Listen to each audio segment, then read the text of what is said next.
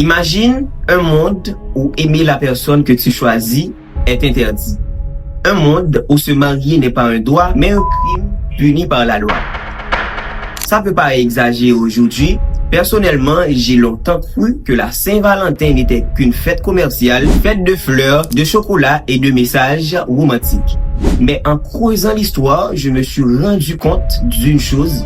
À l'origine, cette célébration repose sur un drame réel, profond et incroyablement courageux.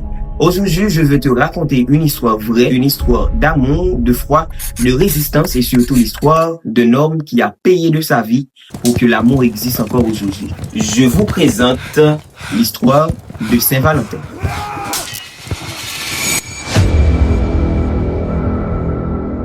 Nous sommes à Rome, aux alentours de l'an 270 après Jésus-Christ. L'Empire romain est en crise permanente, les guerres sont constantes, les soldats sont omniscients présents et la peur domine la société. À cette époque, l'empereur Claude II est convaincu d'une chose. Selon lui, les soldats célibataires sont plus forts, plus disciplinés et surtout plus loyaux à l'Empire. À partir de cette idée-là, il prend une décision radicale. Il interdit le mariage aux jeunes hommes, en particulier aux soldats. À partir de ce moment-là, aimer devient dangereux, se marier devient illégal, fonder une famille devient un acte puni par la loi. L'amour n'est plus un choix personnel, il devient un risque totalement. Saint-Valentin était un prêtre chrétien vivant à Rome. Ce n'était ni un politicien, ni un chef militaire, ni un révolutionnaire armé. C'était un homme simple, discret, respecté par sa communauté. Il croyait profondément que l'amour vient de Dieu, que le mariage est sacré. Quand il voit des couples séparés, des fiancés brisés par la peur et l'interdiction, il comprend quelque chose de fondamental. Se taire, à ce moment-là, serait une trahison de ses valeurs. Et c'est là qu'il prend une décision qui va changer sa vie. Saint-Valentin commençait à célébrer des mariages clandestins, pas en public, pas ouvertement, mais en secret. La nuit, dans des lieux discrets, loin des regards, il n'y a pas de musique, pas de foule, pas de célébration visible. Il y a simplement deux personnes qui s'aiment et un prêtre qui accepte de bénir leur engagement malgré le danger. Chaque mariage devient un risque réel et chaque bénédiction est une désobéissance directe à l'Empire. À cette époque, aimer n'est plus seulement un sentiment, aimer devient un acte de courage. Mais malheureusement, Rome finit par découvrir ce qui se passait. Quelqu'un lui avait dénoncé, Saint-Valentin est arrêté, emprisonné, jugé. On lui propose une seule issue, renoncer à sa foi, arrêter de marier les couples, obéir à l'Empire, mais il refuse. Parce que selon lui, une loi injuste ne mérite pas d'être respectée et l'amour ne peut pas être interdit par décret. En prison, Saint-Valentin ne renie rien. Il reste fidèle à ses convictions. Il prie, il console, il encourage ceux qui l'entourent.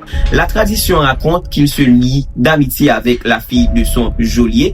Avant d'être exécuté, il lui écrit une lettre. Une lettre simple, courte, mais profondément symbolique. Il la signe ainsi, de ton Valentin.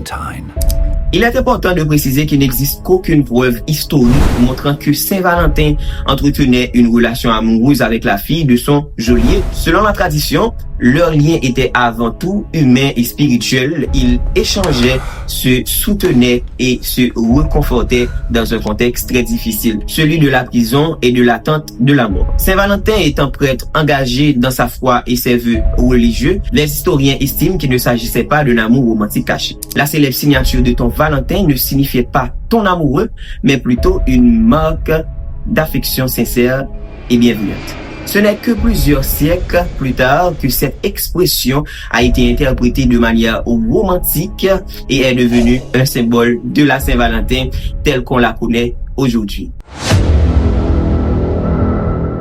Ces quelques mots vont traverser les siècles et le 14 février, Saint-Valentin malheureusement est exécuté. Il meurt pour avoir aimé, il meurt pour avoir cru que l'amour est plus fort que la peur et la loi.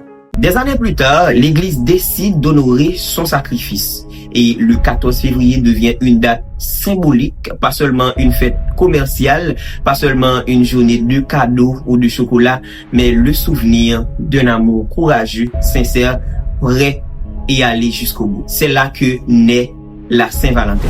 Donc aujourd'hui, aimer est facile, mais autrefois, aimer était un coup. Alors la prochaine fois que tu fêteras la Saint-Valentin, que tu mangeras du chocolat, que tu seras avec ta famille ou avec la personne que tu aimes, rappelle-toi qu'un homme est mort pour nous laisser cette histoire inspirante et pour que l'amour puisse être vécu librement. Si cette histoire t'a touché, laisse un petit commentaire pour me dire ce que tu en penses.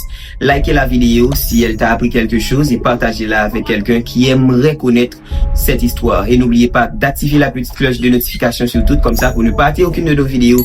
Merci d'avoir regardé et n'oubliez jamais, l'amour véritable a parfois un prix. On se dit à très bientôt, on se retrouve dans une prochaine vidéo. Choloto 509